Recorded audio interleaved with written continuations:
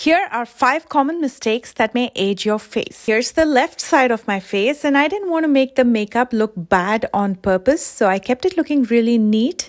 And now here's the right side of my face, and boy, what a big difference that makes. I used the same exact products on both sides, but slightly changed up the technique to take off years of your face. And I can't wait to show you how, so without further delay, let's begin.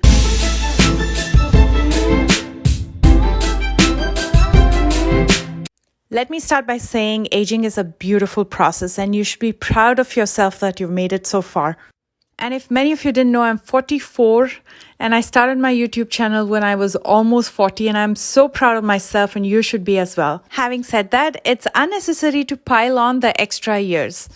On my left side, I'm going to make those 5 common mistakes that might age you, starting with the brows. In the 26 odd years that I've been in the makeup industry, I've observed many people do this mistake. They not only overdo the brows, but also drag it lower than it should be. It's no secret that as we age, everything starts moving lower because of gravity, whether it's our brows or lips or nose. With that, if you're going to make your brows heavier and if you're going to pull it lower, it's going to weigh down on your eyes and your eyes will start looking droopy and heavy. Instead, on my right side, I'm going to keep it light and fluffy, and I'm not going to pull it any lower than it already is. The pencil that I'm using for both sides is the Precisely My Brow from Benefit in the shade 4. And on my right side, as you observe, I'm only filling in the sparse areas. And in the outer end, rather than pulling my brows any lower, I'm drawing hair-like strokes to push it outward and upward to give a lifted effect. And because we filled in just the sparse areas, it's not going to weigh down on your eyes and look heavy. Using Kosa's Air Brow Gel, I'm going to set both the brows. On my left side, I'm going in the direction of my hair growth. And on my right side, I'm pushing the brows outward and upward. And that'll give a feathered out effect, making it look effortless and youthful. The second common mistake that people do is applying too much eyeshadow and not blending it out. And to demonstrate this, I'm going to be using the Rosé in the Air palette. This is by Wet n Wild. I'm going to be using this eyeshadow in the very outer corner of my left eye.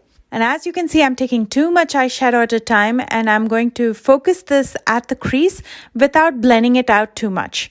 And when you take too much eyeshadow at a time, blending becomes a nightmare. And again, by dragging the eyeshadow downward, you're weighing down on your eyes, so it looks heavier. And for my right side, I'm taking the same exact eyeshadow, but I'm taking very little at a time. And if I want to make it any deeper, I'm just going to layer it. And as I'm applying, I'm feathering and blending it out. And also in the very outer corner, I'm going to lightly start pushing it outward and upward to get an elongated lifted eye effect. Now, as you can see on my left side, it looks a little bit more droopy, and on my right side, it looks more lifted. And then comes the eyeliner. On my left side, I'm going to keep it short and thick. I'm using the House Labs eyeliner. I'm keeping it along my lash line, a little bit thicker and shorter. And that'll make your eyes look shorter. And if you especially have hooded eyes like me, this is also going to interfere with your hood.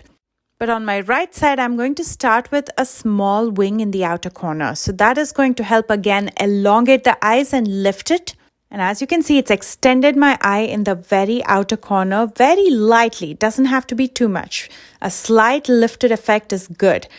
And for the lash line itself, I'm going to keep it very close to the lashes, so the eyeliner looks thin and elongated. I'm going to finish up with some mascara on both sides, but before that, I'm curling my lashes. The lash curler is from Sally Hansen, and I'm going to link everything down below in the description box. And for mascara, I'm going to be using the Ico Beach Waterproof Mascara. And on my right side, because I pushed everything outward and upward, I'm going to be doing the same with the mascara as well. And on my left side, I'm going to be applying mascara as usual. With the finished brows and eyes, you can see that on my left side, it looks so much heavier than on my right side. The next common mistake happens while sculpting the face. We are usually asked to make that fish face before we place the contour or the bronzer. On my left side, I'm making that fish face and placing that contour along my shadow. And by doing that, you're dragging the shadow all the way down, creating a bigger hollow. On my right side, rather than making funny faces, I'm just going to observe where the natural shadows are casted on my face, and I'm going to go along the perimeter of my face just to enhance those shadows. And again, I'm taking very little product and just enhancing the natural shadows. The whole point of applying makeup is to enhance your natural features, not necessarily to show people that you have makeup on the face. And while applying blush, we usually smile and apply it on the apples of our cheeks. Well, there's absolutely nothing wrong with it. In fact, it looks pretty cheerful, but it also weighs down on your face because it puts a lot of weight on the mid portion of your face. Instead, when you apply it on the highest points of your cheekbones, your face will look more lifted and sculpted. And you can see how that subtle difference in the way I applied the blush sculpted my right side as compared to my left side.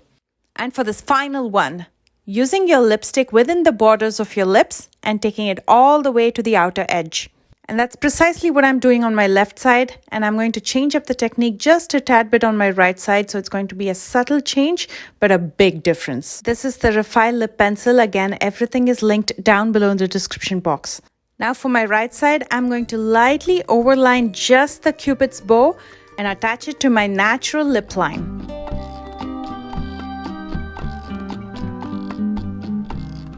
I'm going to do the same in my lower lip. I'm going to overdraw just the lowermost point of my lip and I'm going to join it to my natural lip line. And I cut it before I reach the end of the lip, the outer end, because that's going to make your lip drop like it did on my left side. That's pretty much it, my friends. A subtle change in the technique can make a huge difference, and here's proof. I hope you enjoyed this tutorial. Please thumbs up if you did, and if you're new here, please take a moment to subscribe and stay tuned for an awesome playlist of all the hacks that I've mastered over the years coming up right after this video. I love you guys so much, and I will see you soon with a brand new one. Bye, guys.